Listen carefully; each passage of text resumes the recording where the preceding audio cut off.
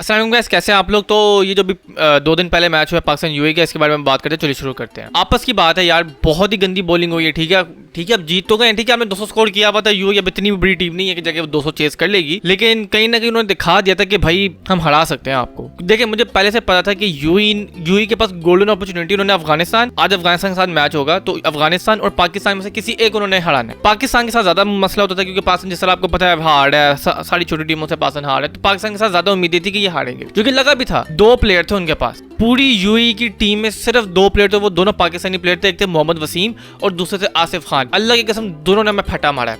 वो डिसूजा ने वो रन आउट करवा देते वसीम को, वरना भाई ये मैच हम हार चुके थे। अब भी देखो पहुंच गए थे ना, 170-80 तक पहुंच चुके थे। वो घीसियां मार मूड़ के, वैसे घीसा तो नहीं मारी, पिट्ठी लाल करके उन्होंने 170 की है। ये है हमारे बॉलिंग। अब इनमें देखे सलमान मिर्जा, जिनको हम चीख के थक गए हैं, मतलब इनको हमने डलवाया कि भाई सलमान मिर्जा अच्छा बॉलर, उसने कुट खाई। सुफियान मुकीम, जो कि मुझे बहुत पसंद है, क्योंकि कुलदीप यादव के बाद से मैं देखना शुरू हुआ था कि चाइनामैन की बहुत जरूरत है, और वो हमारे पास था ही नहीं। अल्लाह अल्लाह करके फैसल अकरम तो उसको हमने रखा ही नहीं। सुफियान मुकीम तो उसको रख लिया, लेकिन वो भी जिस तरह उसने कुट खाई 4 ओवरों में मेरे ख्याल से 40-45 स्कोर खाया, और इन सबको टॉप किया आपके मेरे हम सब के प्यारे हसन अली उर्फ जॉन वॉग। इतने लंबे बाल रखे हैं उसने। 3 ओवरों में भाई साहब ने फुर्सत से कुट खाई है, और जो आसिफ खान ने उसको मारा है, मैं कहता हूँ पाकिस्तानी जब किसी दूसरे पाकिस्तानी को मारता है ना, ये अलग ही चास होती है। मुझे ये समझ आती है, हम पाकिस्तानी जो हमारी जो क्रिकेट टीम है, ये जो दूसरी टीमों के जो पाकिस्तानी होते हैं उनसे मार क्यों खाते हैं। ऑस्ट्रेलिया के साथ खेलते तो उस्मान ख्वाजा से मार खा रहे होते हैं, जिम्बाब्वे से खेलते तो सिकंदर अता पड़ जाता है हमें, इंग्लैंड जाते तो वो मोइन अली और आदिल रशीद पीछे पड़ जाते हैं हमारे, साउथ अफ्रीका जब खेलते थे तो वो इमरान ताहिर पीछे पड़ जाया करता था हमारे। अब यूएई में ये 2 जो वसीम और वो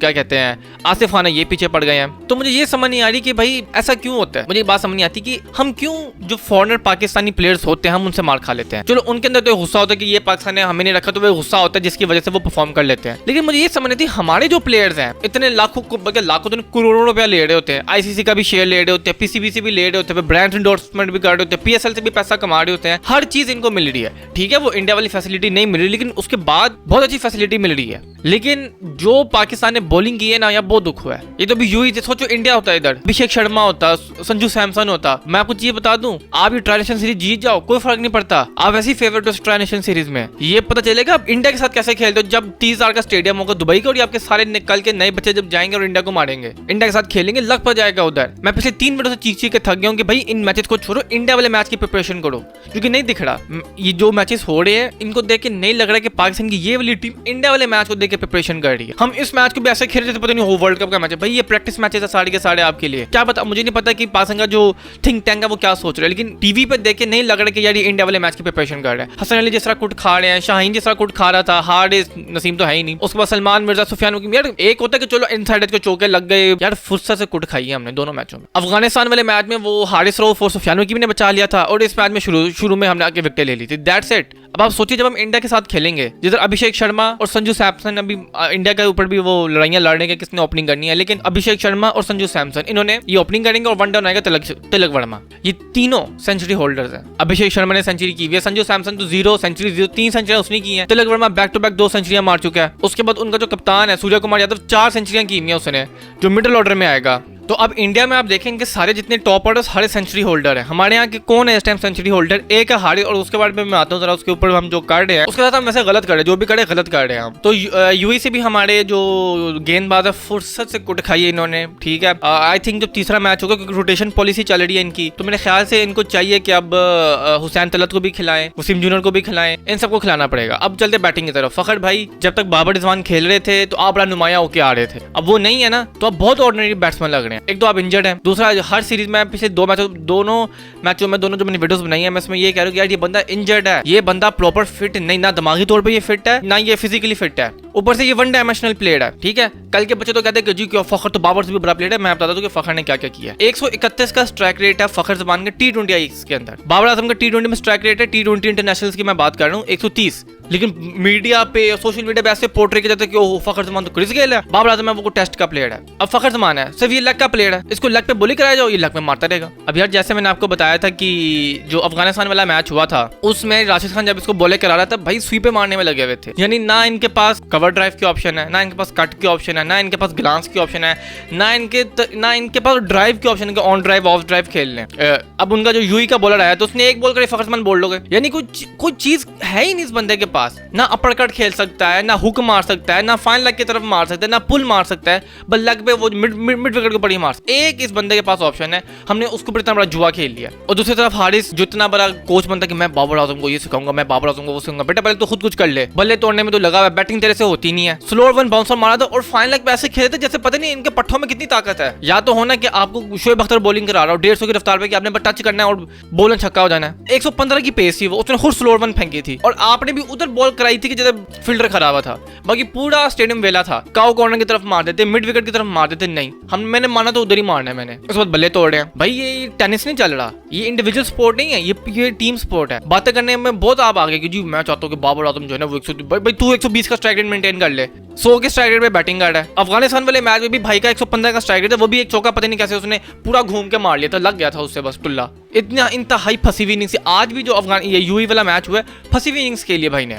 दूसरी तरफ मैं अपनी पीसीबी के मैनेजमेंट को सैल्यूट देना चाहता हूँ कि भाई जब आपको दिख रहा है कि एक बंदा मिडिल ऑर्डर का, यार ये बंदा ओपनर है, आप उसको मिडिल ऑर्डर में खिलाओ, आप उसको लोअर मिडिल ऑर्डर में खिला दो कि बिल्कुल 9वें नंबर पे वो आ रहा है बैटिंग करने के लिए। मुझे तो पीसीबी पे समझ नहीं आती, पता नहीं कौन सा गांजा फूक रहे होते हैं ये। एक बंदा टॉप, अब आपने टॉप ऑर्डर में साइम को भी रखना है। अब ये देखे पाकिस्तान में मसला क्या है, आधी टीम आपकी टॉप ऑर्डर की है, सलमान अली आगा ठीक है, उसके ये खुद जान के मिडिल ऑर्डर में आए, वरना ये भाई भी ओपनिंग करते हैं पीएसएल में। सलमान अली आगा, साहिबजादा फरहान, उसके बाद साइम अयूब, फखर जमान, हारिस, 5 आपके ओपनर्स हैं इस टाइम। ये तो आपकी हालत है। तो मेरी गुजारिश ये है ये पीसीबी मैनेजमेंट से कि भाई हारिस जो इतना बड़ा बना ना कोच के, मैं बॉबी को ये भी सिखा दूंगा, मैं वो भी सिखा दूंगा, बॉबजी को ये कर लूंगा। भाई तू पहले खुद ना 110, तू पहले 120 का स्ट्राइक रेट मेंटेन कर ले। तो अब पीसीबी मैनेजमेंट को ये करना चाहिए कि फखर जमान को भाई आप चुप करके बैठ जाओ। लेकिन मीडिया पे ऐसे पोर्ट्री किया हुआ, ओहो पता नहीं कौन सा लेजेंडरी क्रिस गेल हमें मिल गया, कोई बड़े लाड़ा मिल गया, इसको हटा के जो मोहम्मद हारिस विकेट कीपर जो आप 8वें नंबर पे खिला रहे उसको आप 3रे नंबर पे खिलाए, जो उसकी पोजीशन है जिसपे उसने सेंचुरी की हुई है। 3रे नंबर पे वो अगर आउट ऑफ फॉर्म होता है तब समझ आती है। 3रे नंबर के बैटर को आप 8वें पे खिला रहे हो। भाई रोटेशन पॉलिसी मैं मानता हूं होनी चाहिए, लेकिन ये भी नहीं है कि एक बंदा जो ओपनिंग करता है आप उसको 8वें पे खिला रहे हैं, जो बंदा 8वें पे है उसको आप ओपनिंग पे रख रहे हैं, 3रे वाले को 10वें नंबर पे रख रहे हैं, 10वें नंबर का बैटर 5वें नंबर पे आके खेल रहा है। ऐसा भी ना करे। और ये मैं पहले बता रहा हूँ, अगर ये पाकिस्तान हारा ना, ये एशिया कप या बिल्कुल जलील होकर हारा, ये माइक हसन ने कुछ भी नहीं करना, इसने बोला बिस्तरा बांधने, इसने कहना भाई मुझे मेरे पैसे दो, जैसे इंग्लिश की तरह ऐसे में चले जाना है। इतने खुश होने की जरूरत नहीं है कि हमें गोरा कोच मिल गया, ये पता नहीं हमारी जो है नैया पार करा देगा।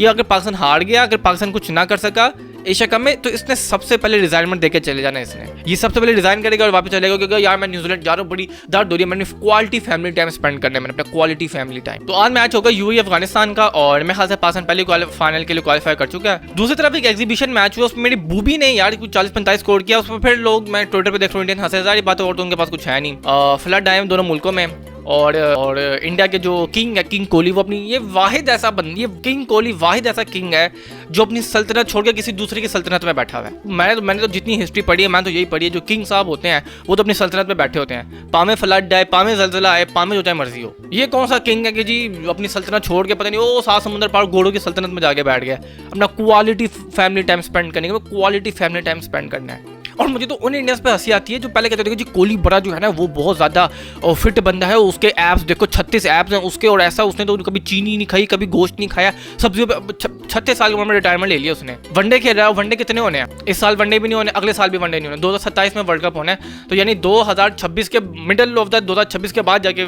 ओडीआई शुरू होंगे। तो मुझे बता दो इंडिया में फ्लड टाइम में कितने चैरिटी मैचेस आपने करवाए हैं? कोई स्टेटमेंट होती है कि भाई हम तैयार है अपने मुल्क के लिए, कोई एक स्टेट वैसे तो कहते हैं हम अंदर भक्त हैं, हम ये भक्त हैं, वो भक्त हैं।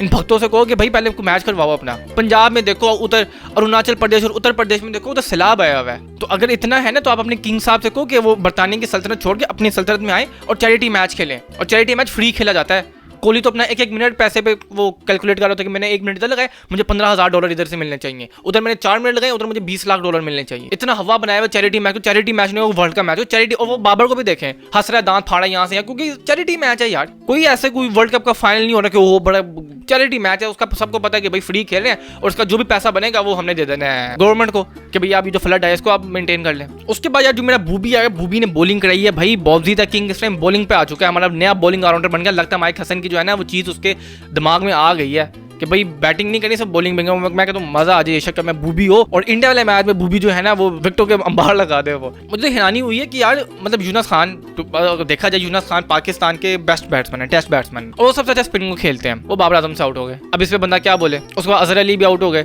बूबी पूरा मैगड़ा, वो बूबी पूरा ना मुरलीधरन बना हुआ था उस टाइम। तो ये चैरिटी मैच था, इंडियनों ने हंसना है वो हंसे, ठीक है। मेरे ख्याल से इंडियंस के लिए चैरिटी मैच बहुत इंपॉर्टेंट होता है। एग्जीबिशन मैच कर ले या चैरिटी मैच कर लें, और खुद की हालत ये है कि एक चैरिटी मैच नहीं करवा सके अभी तक। जो मुझे इन्फॉर्मेशन मिली, कोई चैरिटी मैच अभी तक इंडिया में नहीं हुआ, कोई स्ट्रीम, कोई मतलब ना डोनेशन का कोई सिस्टम नहीं इंडिया में हुआ। और बूबी से भी गुजारिश है कि भाई थोड़ा सा स्पिन पे काम कर ले। तो ऐसा पकड़ा गया है कि अब हर जैसे कोहली 5 स्टंप पे आउट होता है ना, 5-6 स्टंप पे उसको बस बोल रहा है जो अपनी वो क्लासिकल कवर ड्राइव खेलने के चक्कर में आउटसाइड दे के बैठ जाता है, और फिर ऐसे देख रहा होता है कि ओह माय गॉड ये क्या हो गया, ओह ये तो घर में कराने गेंद करा दियो भाई, बस कर दे। ऐसी बूबी का भी है, बूबी को भी कुछ स्पिन फेंक दे, बूबी पूरा। वैसे बूबी ने वैसे मारी थी पूरी, बूबी अगर वो अपना डिफेंस करता तो शायद आउट ना होता। बूबी अपना वो सेल्फलेस उसने इनिंग्स खेली थी, सेल्फलेस छक्का मारने चक्कर में बूबी आउट हुआ था। हेड बूबी तू भी स्पिन पे काम कर ले, हर बंदे ने पकड़ लिया। तो बच्चे को पता चलेगा कि भाई बूबी जो है ना वो इस पे मार खाता है। सो ये थी आज की खबरें। आज यूएई और अफगानिस्तान का मैच होगा, देखते हैं क्या होता है उस मैच में। तो उसके बारे में हम वीडियो बना लेंगे। तो अगर आपको मेरी वीडियो पसंद आई है, लाइक शेयर कमेंट और सब्सक्राइब कर दीजिएगा। मैं मिलता हूँ अपनी अगली वीडियो में, तब तक के लिए अलविदा।